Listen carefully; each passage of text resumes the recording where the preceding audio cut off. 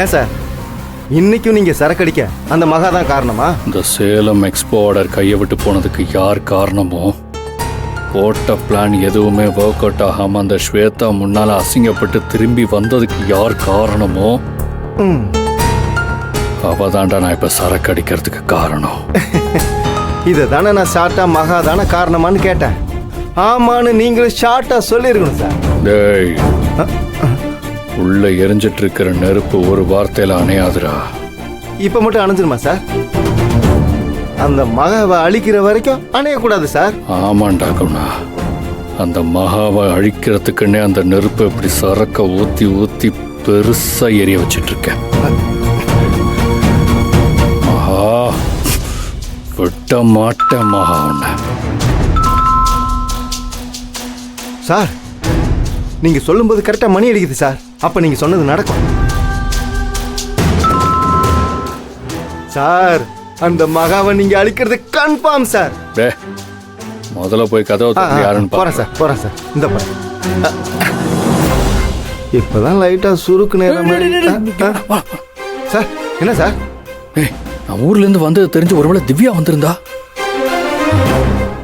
சரி சரி, இதெல்லாம் எடுத்து போய் ஒதுக்கி வை. கொண்டு போ.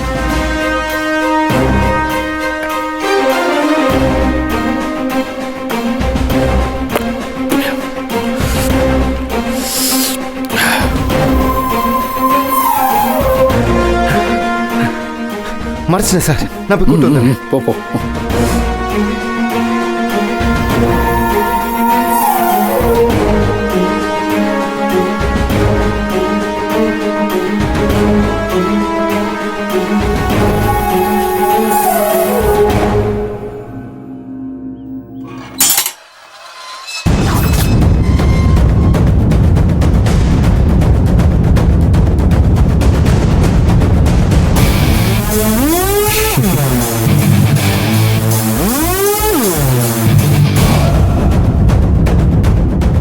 என்னடா வந்தவங்கள வான்னு சொல்லாம வழிய மறைச்சிட்டு நிக்கிற?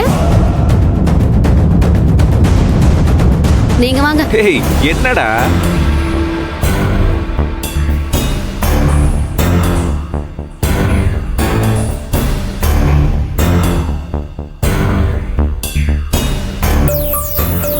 என்ன மகா இவன்?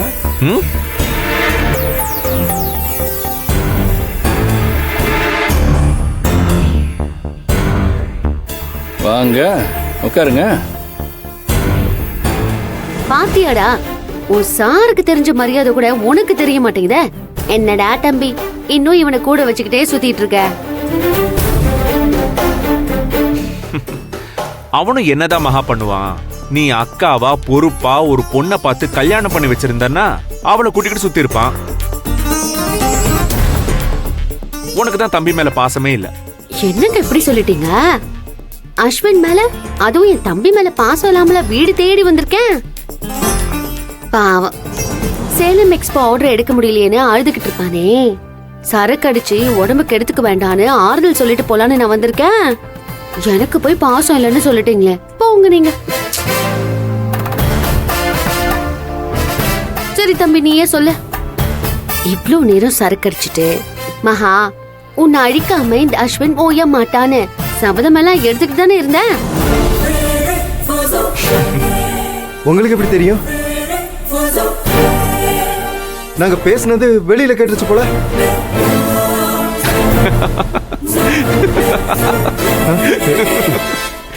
விட அஸ்வின், பாவம் அறியாத பையன் தெரியாம உண்மையை சொல்லிட்டான். ஏதோ உன் கூட இருக்கிறவன் தெரியாம கூட உண்மையை பேசுறானே, அது வரைக்கும் சந்தோஷம்.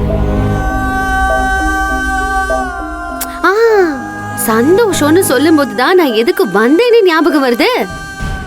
இந்தடா தம்பி. என்னடா பாக்குற? அக்காவும் மாமாவும் ஹாப்பியா ஜாலியா ஒரு செகண்ட் ஹனிமூன் போயிட்டு வந்தோம். ஏங்க சொல்லுங்க, நான் எப்படி என் தம்பி கிட்ட இதெல்லாம் சொல்ல முடியும்?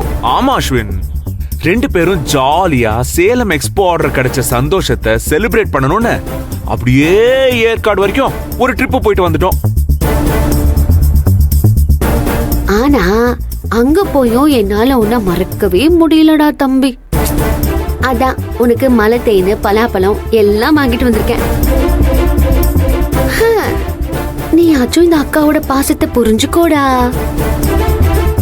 ஏய் மகா, ஆ? அத சொல்லு, அந்த முக்கியமான விஷயம். என்ன முழிக்கிற? அதான் அந்த அஸ்வின் விஷயம். அது மகா. ஓ ஆமா மாமா, அது கூட மறந்துட்டேன் பாருங்களேன். நல்ல வேளை நீங்க ஞாபகப்படுத்திட்டீங்க.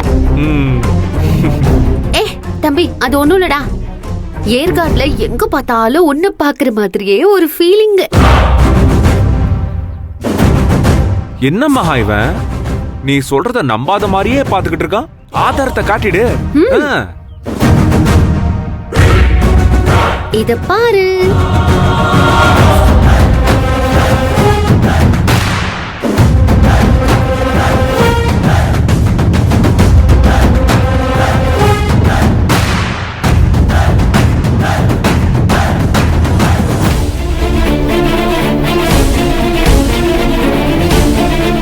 நீ எதுக்கு ஏற்காட்டுக்கு வந்த, என்னென்ன வேலை செஞ்சேன்னு எங்களுக்கு தெரியாது நினைச்சியா? இவன் அங்கேயே போலீஸ்ல மாட்டி விட்டுருக்கணும் மகா. நீ தான் பாவம் பார்த்த. நான் ஒண்ணும் இவனுக்கு பாவம் எல்லாம் பாக்கலங்க. ராஜசேகர் சார் மேல இருக்கிற மரியாதையை பார்த்துட்டு இவனை சும்மா விட்டுட்டேன். அஸ்வின், ஏஆர் கார்மெண்ட்ஸை ராஜசேகர் சார் வெறும் கம்பெனியா பார்க்கல, எங்களெல்லாம் ஒரு குடும்பமா தான் பார்த்தாரு. அங்க வேலை பார்க்கிற ஒவ்வொருத்தரோட குடும்பமும் கம்பெனியை நம்பிதான் இருக்கு. ஆனா எனக்கு உனக்கு சேலம் எக்ஸ்போ ஆர்டர் கைவிட்டு போன மாதிரி எத்தனையோ ஆர்டர்ஸ் போயிடுச்சு. ஆனா அதுக்கெல்லாம் நீ எந்த ரீப்ளேஸ்மெண்ட்டும் பண்ணல. ஒரு பிசினஸ் மேனா ஒவ்வொரு நாளும் நீ தோத்துக்கிட்டு தான் இருக்க. ஏஆர் கார்மெண்ட்ஸ் ஏன் கண்ணு முன்னாடி அழியறத பாத்துக்கிட்டு என்னால எல்லாம் சும்மா இருக்க முடியாது. உன்னால கம்பெனிய பிசினஸ பாத்துக்க முடியலன்னா கம்பெனிய நான் வாங்கிக்கிறேன். நீ திரும்ப மலேசியாக்கே போயிடு.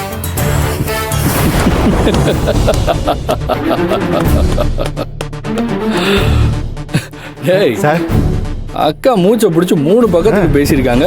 அட கை தட்டுறா.